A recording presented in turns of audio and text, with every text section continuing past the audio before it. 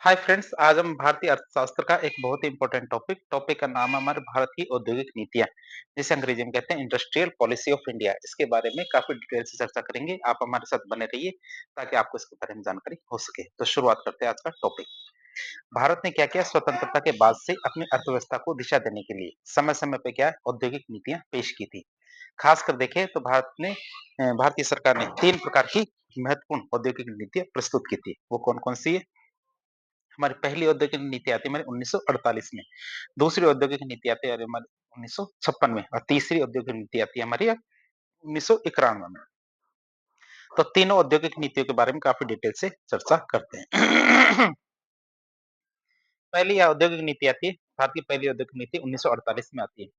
बात करें जारी करने की तिथि की, तो हमारे 6 अप्रैल 1948 को हमारी ये पहली औद्योगिक नीति जारी की जाती है। जारी किसने किया? डॉक्टर श्यामा प्रसाद मुखर्जी, जो उस समय के केंद्रीय उद्योग मंत्री थे। तो उन्होंने क्या किया, भारत की पहली औद्योगिक नीति जारी की थी। मुख्य उद्देश्य की बात करें तो भारत में क्या मिश्रित अर्थव्यवस्था के मॉडल को उस समय अपनाया गया था। मतलब पूंजीवादी और समाजवादी दोनों का एक मिश्रित रूप उस समय अपनाया गया था। बात करें मिश्रित अर्थव्यवस्था की, ये क्या होती है? ये हमारा समाजवाद और पूंजीवाद का मिश्रण होती है। मिश्रित अर्थव्यवस्था क्या होती है? ये समाजवाद और पूंजीवाद का मिश्रण होती है। इसका अर्थ यह था कि बाजार में सरकारी और निजी दोनों क्षेत्र क्या अपनी अपनी जो भूमिका है वो निभाएंगे। तो मिश्रित अर्थव्यवस्था का अर्थ होता है। उस समय क्या है, उद्योगों का वर्गीकरण किया गया। बात करें किस प्रकार से, तो उस समय क्या है, जो ये नीति थी पहली औद्योगिक नीति, उस नीति ने उद्योगों को 4 श्रेणियों में बांटा। पहली श्रेणी थी हमारी कौन सी? सामरिक उद्योग की श्रेणी, से स्ट्रेटेजिक इंडस्ट्री कहते हैं। इसके अंतर्गत 3 उद्योगों को शामिल किया गया, जिन पर पूर्ण सरकारी नियंत्रण, मतलब जो सार्वजनिक क्षेत्र के लिए आरक्षित थे, तो ये सार्वजनिक क्षेत्र मतलब सरकार ही इनके अंदर कार्य करेगी। तो 3 उद्योगों को इसके अंदर शामिल किया गया, जो उनको स्ट्रेटेजिक इंडस्ट्री के सामरिक उद्योग कहा गया। दूसरी श्रेणी आती है हमारी कौन सी? बुनियादी उद्योग, जो बेसिक इंडस्ट्री होती है। तो इसके अंतर्गत 6 उद्योगों को शामिल किया गया, जिसमें सरकारी क्षेत्र के साथ-साथ निजी क्षेत्र को भी अनुमति दी गई। इसमें सरकारी क्षेत्र के साथ-साथ क्या निजी क्षेत्र को भी अनुमति दी गई, लेकिन नए निजी निवेश की अनुमति नहीं दी गई। मतलब जो पहले से ही कार्य कर रहे थे, उनको ही अनुमति दी गई। नए निवेशकर्ताओं को इसके अंदर अनुमति नहीं मिलती है। केवल पहले से चले आ रहे निजी व्यवसाय ही कार्य कर सकते हैं, नए व्यवसाय इसके अंदर शामिल नहीं होंगे। तीसरा श्रेणी आती है हमारी कौन सी? महत्वपूर्ण उद्योग। इसके अंतर्गत 18 उद्योगों को शामिल किया गया। बात करें इसके स्वामित्व की, तो निजी और सरकारी मतलब सार्वजनिक दोनों को अनुमति थी इसके अंदर कार्य करने की। तो इसके अंदर कार्य करने की निजी और सरकारी दोनों क्षेत्रों को अनुमति थी। चौथी श्रेणी आती है अन्य उद्योगों की, शेष बचे हुए सारे उद्योग ये पूरी तरह से निजी क्षेत्र के लिए खुले हुए थे कि निजी क्षेत्र इसके अंदर कार्य कर सकता है। इस तरह हमने देखा पहली औद्योगिक पॉलिसी या औद्योगिक नीति के अंतर्गत 4 श्रेणी के अंदर उद्योगों को बांटा गया। पहला हमारा सामरिक उद्योग, जिसमें 3 उद्योग थे। दूसरा बुनियादी उद्योग, जिसमें 6 उद्योग थे। तीसरा महत्वपूर्ण उद्योग, जिसमें 18 उद्योग थे। और अन्य उद्योग तो शेष बचे हुए निजी क्षेत्र के लिए। फिर आती है हमारी दूसरी भारत की औद्योगिक नीति, जो आती है कब? 1956 में। जारीकर्ता की बात करें तो ये 30 अप्रैल 1956 को जारी की गई थी। जारी किसने की? हमारे पंडित जवाहरलाल नेहरू ने। बात करें इस नीति पर किसका प्रभाव था? इस नीति पर हमारे प्रशांत चंद्र महालनोबिस, जो इनकी हाल ही में मृत्यु हुई थी, तो पीसी महालनोबिस के आर्थिक मॉडल से बहुत ज्यादा प्रभावित थी। बात करें इसके महत्व की, तो इस नीति के माध्यम से भारत में दूसरी पंचवर्षीय योजना को लागू किया गया था और इसे भारत का आर्थिक संविधान भी कहा गया। किसे? दूसरी औद्योगिक नीति को भारत का आर्थिक संविधान भी कहा जाता है। बात करें इस नीति के अंतर्गत किन किन मुद्दों पर, किन किन बातों पर जोर दिया गया। पहली बात आती है भारत में आर्थिक विकास के लिए सरकार की जो महत्वपूर्ण भूमिका है वो बताई गई। इसके अंदर भारत में क्या आर्थिक विकास के लिए सरकार की भूमिका को बताया गया। तीव्र औद्योगिकरण के लिए भारी उद्योगों पर जोर दिया गया। तो यदि भारत सरकार को तीव्र औद्योगिकरण करना है तो भारी उद्योगों पर बहुत ज्यादा ध्यान देना पड़ेगा, जैसे सेल भेल इनके अंदर। तो भारत में निजी क्षेत्र को सरकारी नियंत्रण में रखा जाना चाहिए। निजी क्षेत्र होना चाहिए, लेकिन वो कैसा होना चाहिए? गवर्नमेंट के कंट्रोल में या सरकारी नियंत्रण में होना चाहिए। छोटे और जो कुटीर उद्योग है उनको सरकारी संरक्षण प्रदान किया जाना चाहिए, नहीं तो वो जल्दी खत्म हो जाएंगे। इसलिए छोटे और कुटीर उद्योग है उनको सरकारी संरक्षण दिया जाना चाहिए। इनके अनुसार उद्योगों के वर्गीकरण की बात करें तो इस नीति में उद्योगों को 3 श्रेणियों में बांटा गया। कितनी? 3 श्रेणियों में बांटा गया। पहली श्रेणी थी अ, तो टोटल है अ, ब और स। 3 श्रेणियों में बांटा गया। अ श्रेणी के अंदर 17 उद्योग, ब के अंदर 12 उद्योग और स के अंदर क्या आते हैं? अ और ब के अलावा जितने भी उद्योग है वो स श्रेणी में आएंगे। अब अ श्रेणी के जो 17 उद्योग है ये पूर्णतः सार्वजनिक या सरकारी क्षेत्र के लिए आरक्षित कर दिए गए। तो ए श्रेणी के 17 उद्योग है, इनको क्या किया गया? पूरी की पूरी तरह सरकार ही इसके अंदर कार्य करेगी। तो सार्वजनिक क्षेत्र के लिए आरक्षित कर दिया गया। ब क्षेत्र के हमारे 12 उद्योग थे, तो इनके अंदर सरकारी क्षेत्र के साथ-साथ निजी क्षेत्र को भी अनुमति दी गई। सरकारी के साथ-साथ निजी क्षेत्र को भी अनुमति दी गई, लेकिन निजी क्षेत्र क्या सरकार के नियंत्रण में ही रहेगा और उन्हें लाइसेंस की आवश्यकता होती थी। यदि कार्य करना होता था, तो उन्हें लाइसेंस लेना पड़ेगा। और स श्रेणी की बात करें, तो निजी क्षेत्र के लिए पूरी तरह से खुली थी, परंतु निजी क्षेत्र को सरकार के द्वारा कंट्रोल किया जाता था। तो 1956 की दूसरी औद्योगिक नीति आई थी। इसके क्या सकारात्मक प्रभाव रहे? शुरुआती काल में उत्पादन का स्तर बढ़ता है और सरकारी निवेश में वृद्धि होती है। हमारे बहुत सारे पीएसयू मतलब सार्वजनिक क्षेत्र के उपक्रमों की स्थापना हुई, जिससे रोजगार के नए-नए अवसर सृजित होते हैं। लेकिन इसके क्या दीर्घकालीन रूप से काफी नकारात्मक प्रभाव पड़े। बात करें कौन-कौन से नकारात्मक प्रभाव पड़े? तो इससे रोजगार में कमी आई। क्यों? क्योंकि पीएसयू मुख्य स्रोत बन गए रोजगार देने के, जिससे क्या पर्याप्त रोजगार सृजित नहीं हो पाए। दक्षता में कमी की बात करें, तो पीएसयू में राजनीतिक हस्तक्षेप बढ़ा, जिससे उनकी दक्षता प्रभावित हुई और लागत बढ़ती है। मतलब उनके डायरेक्टर और जो बड़े-बड़े पद है, ये राजनीतिक रूप से प्रभावित होने लगे। घाटे में पीएसयू, अधिकांश पीएसयू घाटे में चलने लगे और घाटे की भरपाई कैसे करने लगे? बजटीय सहायता से। बजट के द्वारा इसकी घाटे की भरपाई करने लगे। इससे क्या है? जिससे विस्तार और तकनीक में निवेश नहीं हो पाया। प्रतिस्पर्धा का अभाव, पीएसयू में प्रतिस्पर्धा की कमी होने की वजह से उत्पादों की गुणवत्ता अच्छी नहीं होती थी। फिर बात करें हमारे औद्योगिक विकास की दर धीमी, निजी क्षेत्र शामिल होने के कारण औद्योगिक विकास कमी होता है। शामिल नहीं, सीमित होने के कारण निजी क्षेत्र इसके अंदर क्या था और दूसरी औद्योगिक नीति के अंदर सीमित रूप से कार्य कर रहा था, सरकारी कंट्रोल बहुत ज्यादा था, इसलिए औद्योगिक विकास भी कम होता है। फिर एक होता है जिसे हम कहते हैं लाइसेंस कोटा राज। तो इसके अंतर्गत क्या भ्रष्टाचार, लाल फीताशाही मतलब रेड टेपिज्म और भाई भतीजावाद, इसको बढ़ावा मिला। विदेशी मुद्रा का संकट की बात करें, निर्यात हमारे बहुत कम थे, अत्यधिक कम थे, जिससे विदेशी मुद्रा अर्जित हम नहीं कर पाए। बजटीय घाटा की बात करें, तो लोक कल्याणकारी योजनाओं पर खर्चा बढ़ने से सरकार का बजटीय घाटा बढ़ जाता है। इसी दौरान हमारे 1969 के अंदर एमआरटीपी एक्ट आता है। कौन सा? एमआरटीपी का एक्ट आता है 1969 में। पूरा नाम देखें एमआरटीपी एक्ट का, तो एकाधिकार तथा अवरोधक व्यापार व्यवहार अधिनियम 1969 मतलब monopolistic and restrictive trade practices act 1969 आता है, जिसका उद्देश्य क्या था? दूसरी औद्योगिक नीति में कोटा निर्धारित करने और एकाधिकार वादी जो प्रवृत्तियां हैं उसको नियंत्रित करने के लिए ये एक्ट पारित किया गया था। अब आता हमारा 1991 का तीसरी औद्योगिक पॉलिसी, भारत की जो तीसरी औद्योगिक पॉलिसी, थर्ड इंडस्ट्रियल पॉलिसी 1991, उसकी बात करते हैं। ये पॉलिसी कब जारी होती है? तारीख की बात करें 24 जुलाई 1991 को ये हमारी पॉलिसी जारी होती है। योगदान की बात करें तो उस समय के प्रधानमंत्री थे पीवी नरसिम्हा राव और वित्त मंत्री थे हमारे डॉक्टर मनमोहन सिंह। इनके सहयोग से ये नीति जारी होती है। पृष्ठभूमि की बात करें मतलब उस समय क्या चल रहा था? उस समय हमारे 1991 का वित्तीय संकट चल रहा था।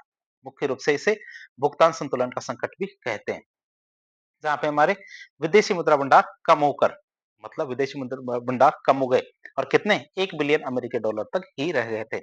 आज इतना पैसा तो किसी एक व्यक्ति के पास भी मिल जाएगा, लेकिन उस समय भारत सरकार के पास इतना पैसा था केवल। अब बात करें ऐसे क्या कारण थे जिनकी वजह से ये हो पाया हुआ।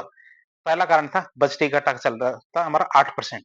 क्रेडिट रेटिंग में कमी हो गई थी, अधिक विदेशी ऋण था, राजनीतिक रूप से अस्थिरता थी, मतलब सरकारें तेजी से बदल रही थी।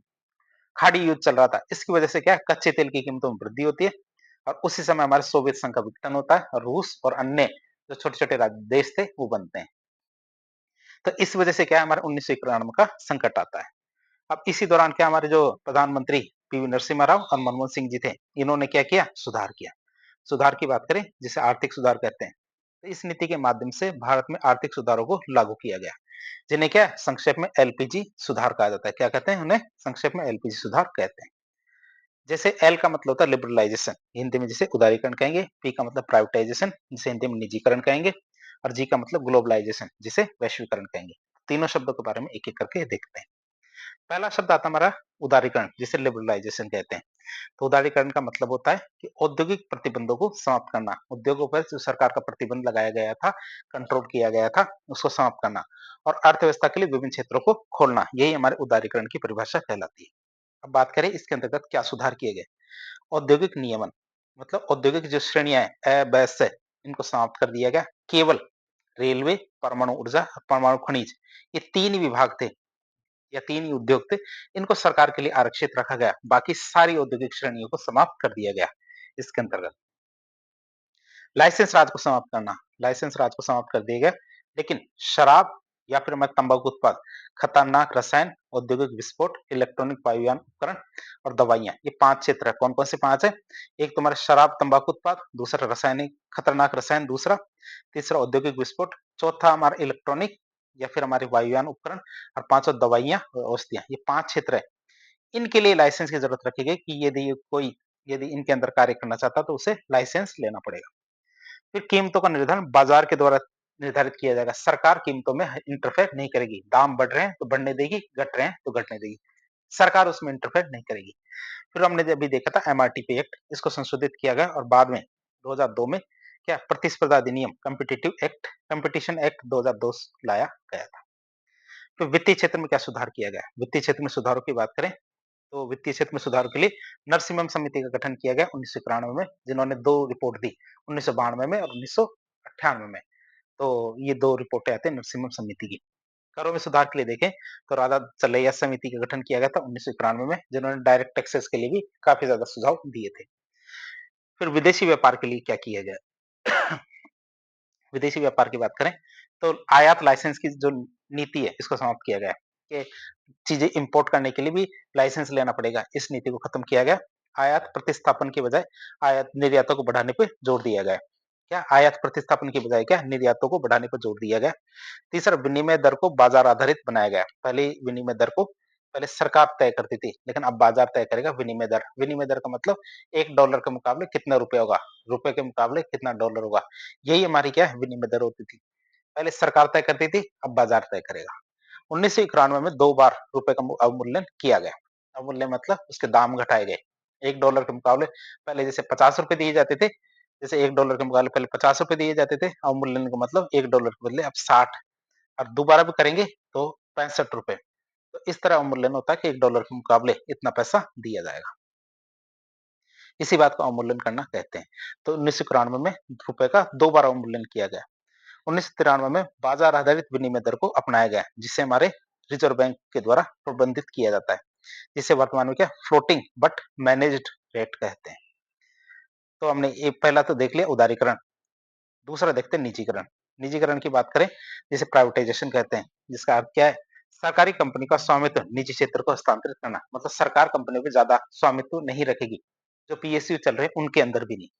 विधि की बात करें इसके लिए विनिवेश का प्रयोग किया जाएगा। मतलब डिसइन्वेस्टमेंट, मतलब सरकार को अपनी कंपनियों का हिस्सा बेचना पड़ेगा। अब हिस्सा किस प्रकार से बेचा जा सकता है? पहला प्रकार आता है सरकारी कंपनियों में सरकारी की हिस्सेदारी को घटा के केवल 51% कर दिया जाए और 49% को विनिवेश या डिसइन्वेस्टमेंट किया जाए। दूसरा, सरकारी कंपनी है उसको पूरी तरह से बेच दिया जाए। तो जो ठीक तरह से फंक्शन नहीं कर रही थी उन कंपनियों को तो पूरी तरह से बेच दिया गया। दूसरी जैसे हमारा सहारा इंडिया है और बहुत सारी ऐसी कंपनियां हैं जो ठीक तरह से काम कर रही है, उसमें क्या 51% की हिस्सेदारी सरकार अपने पास रखे और 49% की हिस्सेदारी वह निजी क्षेत्र को सौंप दे। तीसरा था वैश्वीकरण, जिसे ग्लोबलाइजेशन कहते हैं, उसकी बात करें। इसका अर्थ की बात क्या है? घरेलू अर्थव्यवस्था को वैश्विक अर्थव्यवस्था से जोड़ना। क्या? घरेलू अर्थव्यवस्था को वैश्विक अर्थव्यवस्था से जोड़ना मतलब पूरे के पूरे विश्व को एक गांव के रूप में देखना। अब इसकी विशेषता क्या है? वस्तु सेवा और निवेश का मुक्त प्रवाह। क्या? वस्तु सेवा और निवेश का मुक्त प्रवाह इसकी मुख्य विशेषता है। अब इसके अंदर कौन कौन सी विधियां अपनाई गई? पहली आती है आउटसोर्सिंग। क्या? पहली आती है आउटसोर्सिंग। तो देश में रहते हुए विदेशों में सेवाएं प्रदान करना, जैसे हमारे बीपीओ होते हैं, आईटी कंपनियां होती है। अब आप सोचेंगे बीपीओ क्या होता है? जैसे हमारे कॉल सेंटर्स होते हैं, जैसे एप्पल की कंपनी अमेरिका की है, लेकिन इसके कॉल सेंटर जयपुर में है, भारत में अन्य क्षेत्रों के अंदर है। ये हमारे क्या बीपीओ होते हैं, बिजनेस प्रोसेसिंग आउटसोर्सिंग। तो ये हमारा आईटी कंपनियां, ये सब क्या आउटसोर्सिंग के रूप में काम करती है। ये क्या बताती है कि पूरा पूरा विश्व एक गांव है, कंपनी कहीं की भी हो, कार्य सभी करेंगे। फिर वैश्विक पदचिह्न या ग्लोबल फुटप्रिंट की बात करें तो घरेलू कंपनियों के द्वारा विदेशी निवेश करना। या घरेलू कंपनियों के द्वारा विदेशी निवेश करना, जैसे हमारा ओएनजीसी विदेश लिमिटेड है, इन्फोसिस है। तो ये सब क्या करती है? ग्लोबल फुटप्रिंट करते हैं, मतलब कंपनियां हैं यहाँ की है लेकिन पूरी दुनिया में काम कर रही है। फिर वैश्विक व्यापार संगठन या डब्ल्यूटीओ की बात करें 1995 में जिसका गठन किया गया था। तो तीसरी औद्योगिक नीति में डब्ल्यूटीओ का सदस्य बन जाता है भारत। 1991 के आर्थिक सुधार हमने देख लिए। अब इनका मूल्यांकन करते हैं कि किस तरह से सुधार हुए थे, मतलब कितने कारगर रहे। सबसे पहले इनकी सफलताओं की बात करें, तो आर्थिक विकास, औद्योगिक विकास और सकल घरेलू उत्पाद में वृद्धि होती है। इसके 1991 के बाद क्या होता है? औद्योगिक विकास में वृद्धि होती है, साथ ही साथ सकल घरेलू उत्पाद में भी वृद्धि होती है। फिर पूंजी निवेश की बात करें, तो विदेशी पूंजी के निवेश मतलब एफडीआई और एफआईआई में वृद्धि होती है। एफडीआई मतलब फॉरेन डायरेक्ट इन्वेस्टमेंट और एफआईआई का मतलब होता है फॉरेन इंस्टीट्यूशनल इन्वेस्टमेंट। इन दोनों में वृद्धि होती है। प्रौद्योगिकी की बात करें, तो विदेशी प्रौद्योगिकी को बढ़ावा मिलता है, जिससे क्या उत्पादकता बढ़ी। फिर विदेशी मुद्रा भंडार में वृद्धि हुई। पीएसयू की जो प्रतिस्पर्धा है उसमें वृद्धि होती है। बुनियादी ढांचे का विकास होता है। इसका बुनियादी ढांचे का विकास हुआ। गरीबी के मुही और रोजगार के अवसरों में भी वृद्धि होती है। अब ये तो क्या अच्छी अच्छी बातें हैं जो एलपीजी रिफॉर्म्स आने के बाद हुए। फिर बात करें कि कौन सी दिक्कतें आई, मतलब कमियां क्या क्या रही। तो रोजगार की गति की बात करें, तो जनसंख्या के अनुरूप रोजगार के अवसरों में पर्याप्त वृद्धि नहीं होती है। जिस तेजी से जनसंख्या बढ़ी थी, रोजगार उस तेजी से नहीं बढ़े। छोटे उद्योगों की बात करें, तो छोटे उद्योग प्रतिस्पर्धा का सामना नहीं कर पाए और वो खत्म हो गए। क्यों? क्योंकि बड़ी-बड़ी कंपनियां आ गई, तो बड़ी-बड़ी कंपनियों ने छोटे-छोटे उद्योगों को खत्म कर दिया। आधारभूत ढांचे की बात करें, तो आधारभूत ढांचे का विकास पर्याप्त रूप से विकास नहीं हो पाया। जीडीपी की वृद्धि की बात करें, तो जीडीपी की वृद्धि में मुख्य योगदान सेवा क्षेत्र का रहा, जबकि मैन्युफैक्चरिंग क्षेत्र का इसका योगदान बढ़ना चाहिए, जबकि योगदान किसका रहा? सेवा क्षेत्र का। जॉबलेस ग्रोथ की बात करें, तो कुछ विशेषज्ञों ने जीडीपी की वृद्धि को जॉबलेस ग्रोथ मतलब रोजगार विहीन वृद्धि की संज्ञा दी। फिर साथ ही साथ आर्थिक रूप से असमानता में वृद्धि हुई, मतलब कुछ लोग बहुत ज्यादा अमीर हो गए और कुछ लोग जो गरीब थे वो गरीब के गरीब ही रह गए। अब ये तो कमी आ गई, कमियों के साथ हम सुझाव भी दे सकते हैं, जैसे आर्थिक सुधारों की असफलता, तो आर्थिक सुधारों की सफलता को बढ़ाने और सीमाओं को कम करने के लिए सरकार को और अधिक सुधार करने चाहिए और बाजार का बेहतर नियमन करना चाहिए। तो इस तरह आज एक लेक्चर के जरिए हमने भारत की जो औद्योगिक नीतियां हैं उनको काफी विस्तार से जानने की कोशिश की। इस प्रकार के इन्फॉर्मेटिव वीडियो देखने के लिए हमारे चैनल से जुड़े। वीडियो यदि पसंद आता है तो वीडियो को लाइक करें, चैनल को सब्सक्राइब करें, अपने दोस्तों के साथ शेयर करें। धन्यवाद।